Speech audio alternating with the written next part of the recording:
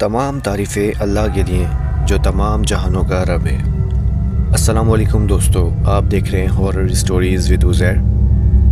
उम्मीद करता हूँ आप सब खैरियत से होंगे, खुश होंगे, जहाँ भी होंगे खुशहाल होंगे। अल्लाह ताला आपको इसी तरह हंसता मुस्कुराता रखे। दोस्तों, मुझे भी अपनी दुआओं में याद रखिएगा। बढ़ते हैं आज की स्टोरी की तरफ जो लाहौर से हमें असलम साहब ने सेंड की है। सुनते हैं उन्हीं की ज़बानी। वो बताते हैं ये उन दिनों की बात है जब वो अपनी नौकरी के सिलसिले में एक पुराना और सुनसान घर किराए पर लेकर रहने लगे। घर बहुत ही बड़ा था मगर अंदर जाकर अजीब सा बोझ महसूस होता था। अक्सर उनको मकामी लोग कहते थे कि ये मकान बरसों से खाली पड़ा हुआ है और यहाँ रहने वाले अक्सर किसी न किसी मुसीबत का शिकार हो जाते हैं। फिर भी ये सब बातें नज़रअंदाज करते हुए असलम उस घर में रहने लगे क्योंकि वो नौकरी के सिलसिले में लाहौर आए थे।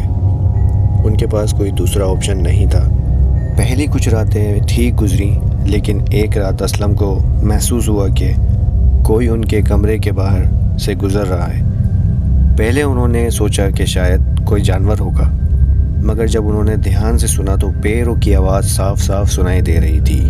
फिर वो धीरे से उठकर दरवाजे तक गए और झांक कर देखा, मगर वहाँ कोई नहीं था। फिर इस बात के बारे में उन्होंने अगले दिन अपने पड़ोसियों से पूछा तो एक बूढ़ी औरत बोली, बेटा इस घर के अंदर एक साया है, ये किसी को रहने नहीं देता। जो भी यहाँ आया उसके साथ कोई ना कोई हादसा ज़रूर हुआ है। तुम इस घर को जितना जल्दी हो सके छोड़ दो। असलम ने इन बातों को बस पुरानी कहानियाँ समझकर नज़रअंदाज कर दिया और अपनी ड्यूटी में मसरूफ़ हो गए। एक रात जब वो जॉब से घर आए, असलम ने अपने कमरे का दरवाज़ा बंद किया और सोने लगे तो उनके कमरे का दरवाज़ा धीरे धीरे से खुल गया। समझ नहीं आया कि हवा से खुला है या किसी ने खोला है। जैसे ही उन्होंने टॉर्च लाइट जलाई, दरवाज़ा बंद हो गया। ये देखकर उनका दिल ज़ोर ज़ोर से धड़कने लगा और उसके बाद फिर जैसे हर रोज़ घर में अजीब अजीब चीज़ें होने का मामूल बन गया।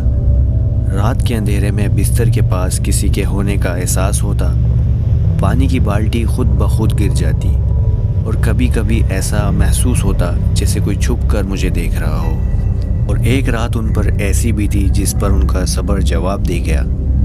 उन्होंने सोचा कि आज मैं देखकर ही रहूँगा कि ये सब क्या हो रहा है।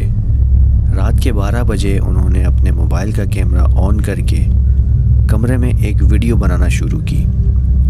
पहले तो सब ठीक लग रहा था, लेकिन जब उन्होंने वीडियो देखी तो उनका लहू जाम हो गया। वीडियो में एक सियाह साया उनके बिस्तर के बिल्कुल पास दिख रहा था, जो धीरे धीरे उनकी तरफ बढ़ रहा था। फिर उन्हें समझ आती है कि वाकई मोहल्ले वाले बिल्कुल सही बता रहे थे, इस घर में आसिफ का साया है। अगले दिन ही वो उस घर को छोड़ देते हैं। 4-5 दिन वो अपने दोस्त के पास रहकर किसी और घर में शिफ्ट हो जाते हैं। दोस्तों, ये था हमारा छोटा सा वाक़या जो कि असलम साहब ने हमें लाहौर से सेंड किया और मैंने आप लोगों को गोश गुजार किया। बढ़ते हैं आज के दूसरे वाक़ये की तरफ जो हमें साद भाई ने कराची से सेंड किया है।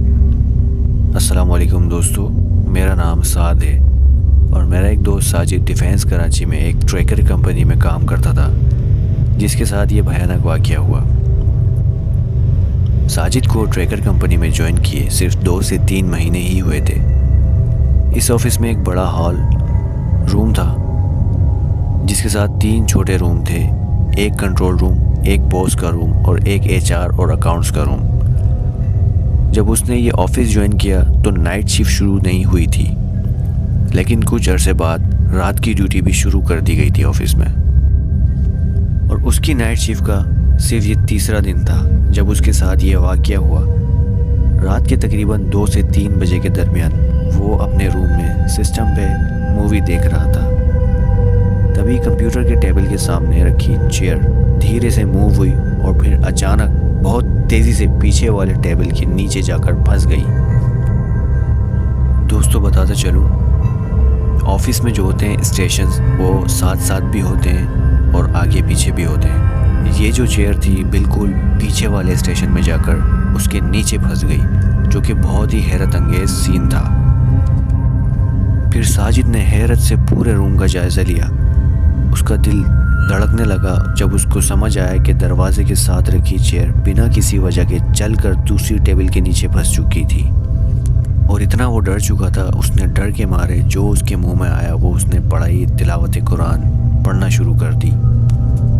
फिर जैसे तैसे करके उसने वो रात उस ऑफिस में गुजारी, क्योंकि छोटा सा ऑफिस था, स्टाफ बिल्कुल नहीं होता था। उसकी नाइट शिफ्ट का तीसरा दिन था और वो सुबह होने का इंतज़ार कर रहा था। सुबह जब ऑफिस का प्यून आया, साजिद ने उसे ये सब बताया।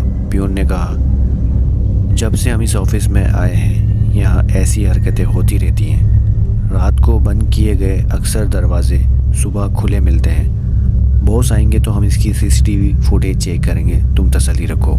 साजिद का चेकआउट टाइम सुबह 8 बजे का था। उसने 1 घंटा रुककर बॉस का इंतज़ार किया ताकि बॉस को पूरी बात बताए और सीसीटीवी फुटेज निकलवाए।